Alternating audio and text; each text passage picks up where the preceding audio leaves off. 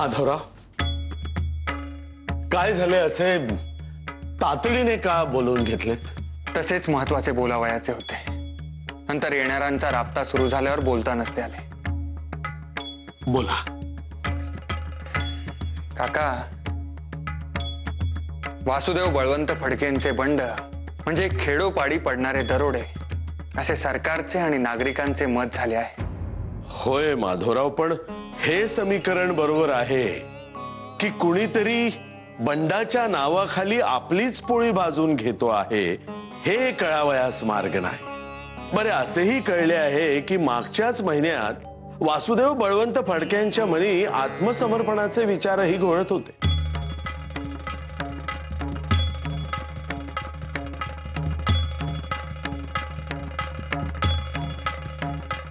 काय म्हणता? हे फारच चिंताजनक आहे काका. असे होता कामा नये. त्यांनी देशहितासाठी निवडलेल्या आत्मघातकी मार्गापासून आपण त्यांस परावृत्त करू शकलो नाही, परंतु त्यांच्यासारखा देशभक्त केवळ निराशेपोटी आत्मसमर्पण करून संपता कामा नये. आपणास तातडीने पावले उचलून त्यांस या विचारापासून वाचविले पाहिजे. थांबा माधवराव, ऐका. अशा निराश मनस्थितीत असताना वासुदेव बळवंत फडक्यांची भेट रघुनाथ मोरेश्वर भट नावाच्या गृहस्थांशी झाली आणि त्यांनी त्यांचे मनी नवा उत्साह भरला. इतकेच नव्हे तर त्यांनी वासुदेव बळवंतांचा परिचय इस्माईल खान नावाच्या रोहिल्यांच्या पुढाऱ्याशी करून दिला. इस्माईल खान आणि वासुदेव बळवंत यांची मने जुळली आणि सुमारे 500 रोहिले इस्माईल खान सह वासुदेव बळवंतांना येऊन मिळाले. शिवाय रघुनाथ भटांनी आणखीही काही माणसे पुरवली. अशा रीतीने माधवराव, सुमारे 900 माणसांचे पाठबळ वासुदेव बळवंत फडके यांस प्राप्त झालेले आहे. हो काका, साक्षात शिवाजी महाराजांसही स्वराज्यासाठी लढणारी माणसे उभी करण्यासाठी मोठाच झगडा करावा लागला होता. अनेक छुप्या मोहिमा करून गड किल्ले जिंकत सावधपणे सबुरीने कितीतरी वर्षे खस्ता खाऊन स्वराज्याची उभारणी करावी लागली.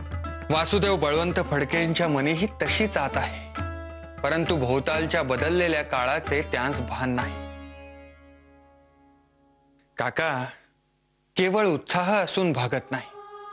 असो काका, आपल्याला वासुदेव बळवंतांवर लक्ष ठेवावयास हवे.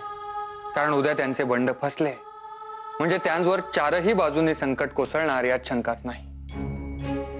आणि त्यावेळी त्यांस आधार देण्यासाठी केवळ आपणच असू.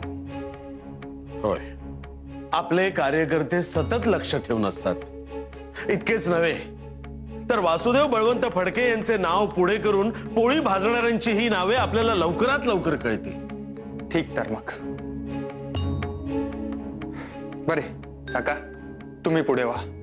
आम्ही रमाबाईंस घेऊन थेट सभा मंडपातच येतो. कसे? होय, तर स्त्री वक्तृत्व सभेची स्थापना करावयाची आहे. तेव्हा रमाबाई, भाषणाची तयारी आहे ना? आता काय, नाशिकचे मैदान मारून तुम्ही खूप छान वक्त्या तर झालेल्याच आहात. काय पहा बरे, अशी चेष्टा केली तर मी मुळी भाषणच नाही करणार. अहो, चुकलेच आमचे. पुन्हा नाही हो बोलणार असे, पण तुम्ही मात्र भाषण करावयासच हवे. बरे, आम्ही येतो. सभा मंडपातच भेटूया. येस. रमाबाई, माईन सांगून तयार व्हा. आम्ही आलोच.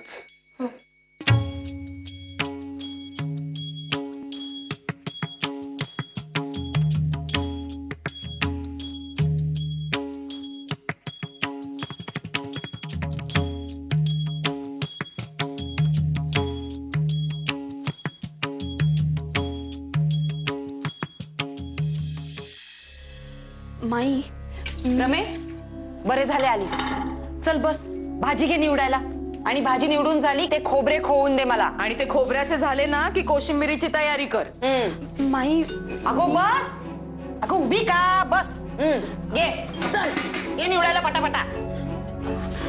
अगो पण तू सार्वजनिक काकांकडे जायचे होते ना माधवासोबत, ते कधी जायचे आहे? अगो माई, तुलाच भारी सगळ्यांची काळजी. अगो तिला जर जायचेच असते तर केव्हाच गेली असती ती. तिलाच मुळात जायचे नाहीये गो, म्हणूनच आली की नाही इथे चटाचटा कामे करायला. काय गो रमा, हा? माधव ढीक सांगेल पण सगळ्याच गोष्टी ही ऐकतेच असे नाही हो. हो ना रमे? वडीलधाऱ्यांचा मान कसा राखायचा हे तिला अगदी कळते हो. हो ना, अगदी. काय गो रमे, खरेच? नाही म्हणजे स्वतःनी सांगितले आहे तयार होऊन यायला, निघायचंय म्हणून. पण तुलाच जायचे नाहीये, बरोबर ना? गुणाची आहे पोरा ग. मी नव्हते सांगितले तूच ताई. नाही तसे नाही, हा? म्हणजे सरस्वतीबाईंनी आमंत्रण दिले आहे ना. मी नाही गेले तर बरे नाही दिसायचे, वाईट वाटेल त्यास. अगं स्पष्टच सांग ना, तुलाच जायचंय म्हणून. अगो बाई, अगो पण जाणार कशी तू? का हो वहिनी? अगो असे काय करतेस ताई? अगो आमचे हे बाहेर झोपाळ्यावर बसलेत ना. काय गो माई, अगो त्यांच्या समोरून का जाणार आहेत ही दोघे? अगो बाई, खरेच की मला वाटते सुभद्रा वहिनी, आपण या सगळ्यात न पडलेलेच बरे. रमे, तूच माधवाने सांगितले आहे ना यावयास, तू बाई जा जा जा जा. रमे चल उठ उठ उठ, जा. भाजी ते राहू दे, वहिनी आहेत त्या निवडतील. दे, मी निवडीन हो. रमे, अगो जा तू रमे.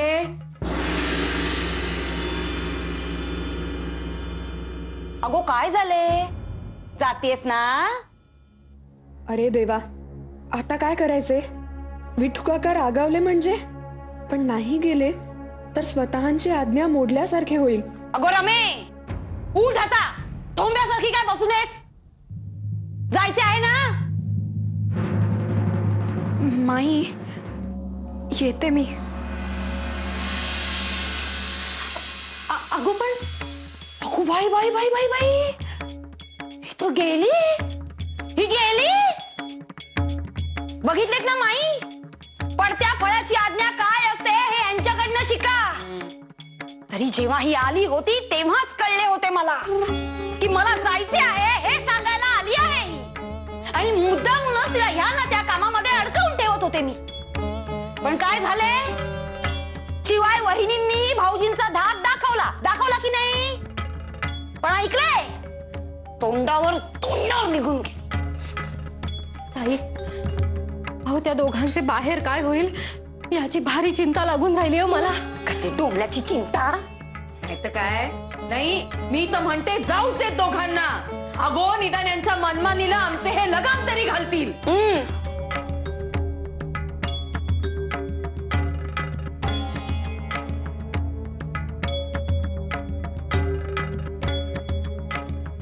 काशी क्षेत्री अनेक साधू पाहिले. त्यांच्या तप करण्याच्या तरा पाहून मतीच गुंग होते. आमच्यात इतकी ताकद नाही. कसा दिसणार परमेश्वर आणि कसा मिळणार मोक्ष, हीच एक चिंता दिवस रात्र जीव पोखरते. काका, नमस्कार करतो. कल्याण. आयुष्मान. आम्ही जरा बाहेर जाऊन येतो. बायकोसही बरोबर घेऊन जायची वेळ आली. एवढे काय महत्वाचे काम काढले? शांत व्हा विठ्ठलपंत, शांत व्हा. तसेच काहीतरी महत्वाचे काम असेल म्हणून तो तीच सोबत घेऊन जात असावा. तेच तर विचारतो आहे. ते महत्वाचे काम काय ते कळू दे ना आम्हास. आम्ही सांगतो. गणेश जोशी हे आमचे परमस्नेही, लोकांच्या कल्याणासाठी सतत झटत असतात. सारे पुणे मोठ्या आदराने आणि प्रेमाने त्यांस सार्वजनिक काका असे संबोधते. तर त्यांच्या सौभाग्यवतींनी आमच्या सौभाग्यवतीस भेटावयास बोलावले आहे, म्हणून त्यांनी बोलावले आणि तुम्ही निघाला. आपल्या घरचा उमरा ओलांडून बायकांनी गप्पाष्टके करण्यासाठी दुसऱ्याच्या घरी जावे हे आम्हास पसंत नाही. हे रीतीला धरून नाही. बायकाने स्वतःच्या घरची चूल सांभाळावी, नवऱ्याच्या आज्ञेत राहावे, मुलांना जन्म द्यावा, आणि घराची मर्यादा सांभाळावी. संपले. बाहेरचा सगळा व्यवहार पुरुषांचा. बायकांनी बाहेर पडण्याचे कारण नाही. तुला जायचं असेल तर तू जा. सुनबाईस आत पाठव.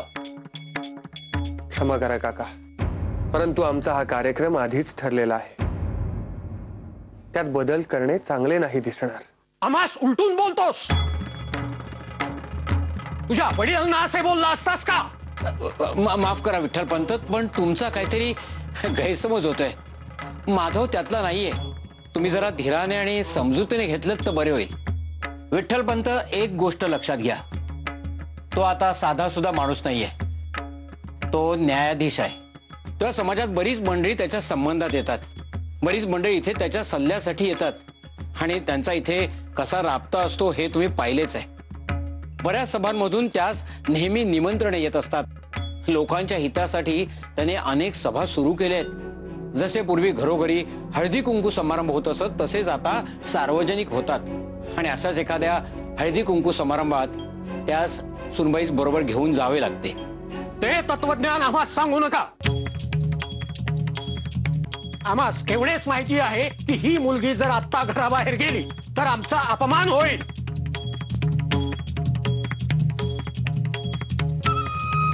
विठ्ठलपंत, विठ्ठलपंत आमचा ऐका तरी. विठ्ठलपंत,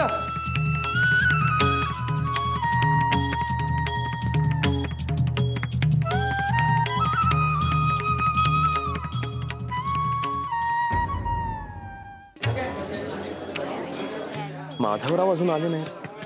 तेव्हा ना यायला हवे होते. होय, खरे तर माधवराव कधी वेळ चुकवीत नाहीत.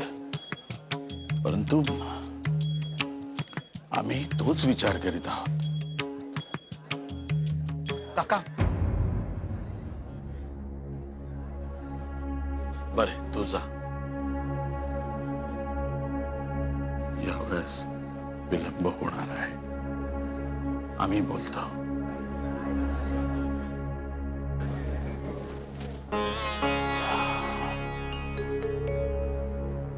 नमस्कार. आजच्या आपल्या या सभेस श्रीयुत माधवराव आणि सौभाग्यवती रमाबाई वहिनी येणारच आहे. परंतु असे दिसते आहे की काही महत्वाच्या कारणामुळे त्यास विलंब होतो आहे. मात्र आपल्या सार्वजनिक सभेच्या प्रथेनुसार कार्यक्रम हा वेळेतच सुरू व्हावयाच हवा. तेव्हा आपण सभेच्या कार्यास सुरुवात करूया. आजच्या या छोट्याशा सभेचा मुख्य हेतू स्त्रियांची वक्तृत्व सभा स्थापन करणे हा होय. 1870 पासून पुरुषांची वक्तृत्व सभा आहेच, परंतु तेथे स्त्रियांनी यावे आणि बोलावे असे वळण मात्र पडले नाही. स्त्री विचारवतीची स्थापना झाली, परंतु ती स्त्रियांची घरगुती सभाच राहिली. स्त्रियांनी समाजाच्या मुख्य घडामोडीत यावे आणि त्यात आपले विचारांची भर घालावी असा मानस स्त्रियांची वक्तृत्व सभा स्थापन करण्यामागे आहे.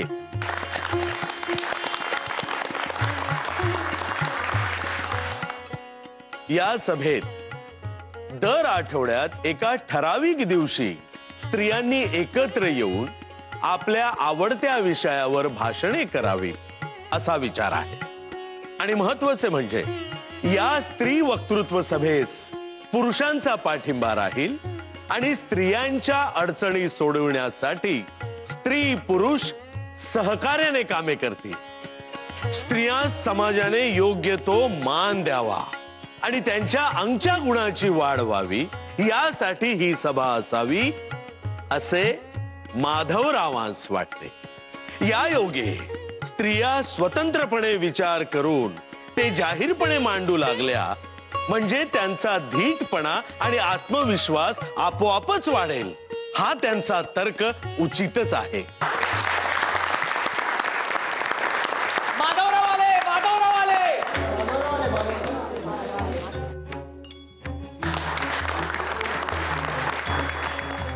नमस्कार माधव.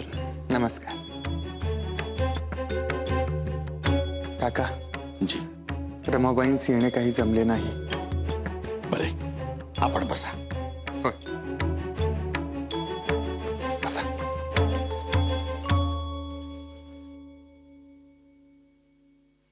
आजच्या या स्थापना प्रसंगी सौभाग्यवती रमाबाई भाषण करणार होत्या, परंतु प्रकृती अस्वास्थ्यामुळे त्या येऊ शकल्या नाहीत. तेव्हा मी श्रीयुत माधवरावास विनंती करतो की त्यांनी आपणास 4 शब्द सांगावेत. तत्पूर्वी आज स्त्री वक्तृत्व सभेची स्थापना झाली असे मी जाहीर करतो आणि आपणा सगळ्यांस शुभेच्छा देतो. आजच्या या सभेत श्रीयुत माधवरावांनंतर सौभाग्यवती रुक्मिणीबाई साठे 4 शब्द सांगतील असे मी जाहीर करतो.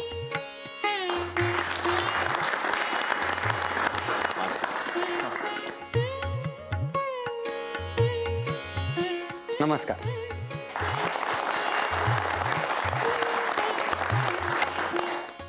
मला काही एक ऐकायचे नाहीये तुमचे.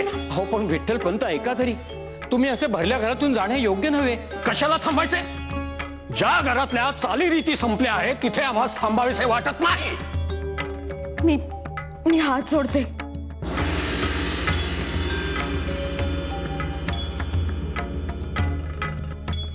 ऐकावे इकडनं. आता नाही सहन व्हायचंय. माधवाच्या आणि रमेच्या वतीने मी क्षमा मागते आपली. आणि रमा नाही गेली, आपला मान राखून घरातच थांबली आहे ती. आम्ही विरोध केला म्हणून नाही गेली ती. आम्ही नसतो तर जाणारच होती. अडवावयास आहे तरी कोण? पाहिलं बाळं म्हणजे खुद्द आमच्या कुटुंबाची दिवाणखान्यात येऊन बोलायची हिंमत झाली. काय काय काय म्हणावे यास? तुम्ही असे घर सोडून निघूनच जाणार म्हटल्यानंतर त्यांनी काय करावे? एकदा चटका खाल्लाय त्यांनी. तुम्ही असा टोकाचा निर्णय घेतल्यानंतर त्या बाहेर येणारच. आणि असे पहा विठ्ठल पंत, तुम्ही घर सोडून गेलेला 15 वर्ष झाली. तो काळ वेगळा होता आणि आताचा काळ वेगळा आहे. तो फरक तुम्ही लक्षात घ्या. आम्ही असे म्हणत नाही की माणसाने नीतिमत्ता सोडून वागावे, पण नीतिमत्तेला धरून काळानुसार थोडे मोकळे वागायला काय हरकत आहे? आणि या बाबतीत आपला माधव आणि आपली सुनबाई रमा फार काटेकोर आहेत. वडीलधाऱ्यांचा मान राखूनच वागतात ते नेहमी. आणि यापुढे त्यांच्याकडून अशी कोणतीही चूक होणार नाही याची ग्वाही आम्ही तुम्हाला देतो. अगदी. तेव्हा वृथा संताप करू नका. आणि असे पहा विठ्ठल पंत, ज्या माधवास तुमच्यामुळे पुनर्जन्म मिळाला तो तुमचा अधिक्षेप करील?